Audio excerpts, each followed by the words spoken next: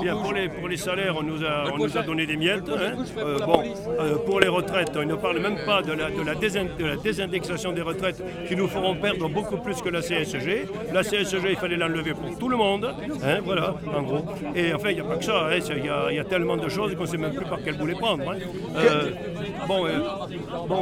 Je ne sais pas exactement sur quoi. Pose-moi des questions, je te répondrai. Que pensez-vous de la justice dans le département? La justice, c'est une justice de classe. Maintenant, on a des jugements qui sont rendus contre certains gilets jaunes qui sont absolument scandaleux.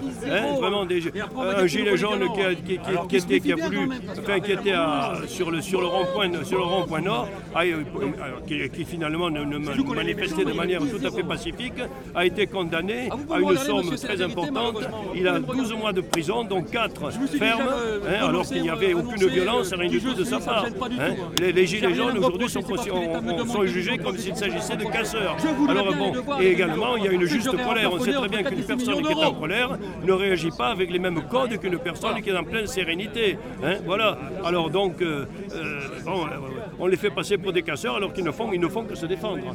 Donc vous pensez qu'on retourne un petit peu aux heures obscures, comme nous disaient les médias. On a connu ça pendant l'occupation, ça s'appelle les sections spéciales, les juridictions d'exception, de type section spéciale. Je pense que les jugements qui sont rendus, du moins à Perpignan, ressemblent beaucoup à des jugements de juridiction d'exception. Il s'agit de dégoûter les gens de manifester, voilà, par des jugements qui sont tout à fait excessifs et scandaleux. Vous pensez donc que notre ministre de la Justice et garde des Sceaux, Madame Belloubet, je n'en passe pas beaucoup de bien. Elle est vraiment lamentable, cette femme. Elle est à la hauteur de... Elle est là pour défendre un régime dictatorial aujourd'hui. Donc voilà. Vous pensez qu'elle est dans les traces de Pierre Laval et Joseph Barthélemy?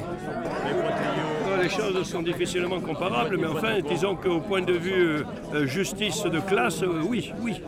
On est dans une justice de classe aujourd'hui.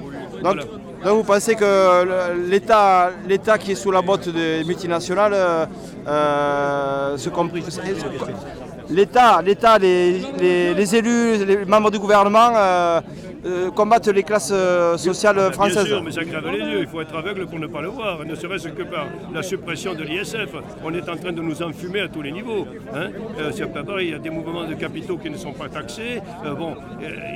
Là, vraiment, on est dans une justice de classe. Et quand on voit la façon dont certains des jugements qui ont été émis contre des gilets jaunes à Paris en particulier aussi, qui finalement n'ont fait que répondre à la violence policière, eh bien, c'est vraiment scandaleux.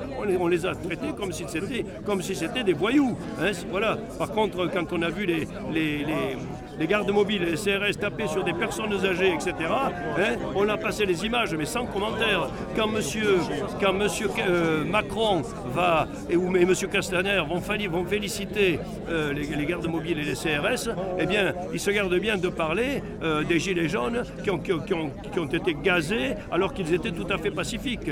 Bon, alors si on n'est pas dans une justice de classe, dans quoi sommes-nous? Voilà. Savez-vous que ces fameuses grenades d'encerclement devaient être interdites? Oui, tout à fait, mais ils ont dit qu'il fallait épuiser les stocks de ces fameuses grenades. Voilà, il faut voir les dégâts que ça a causé. Voilà.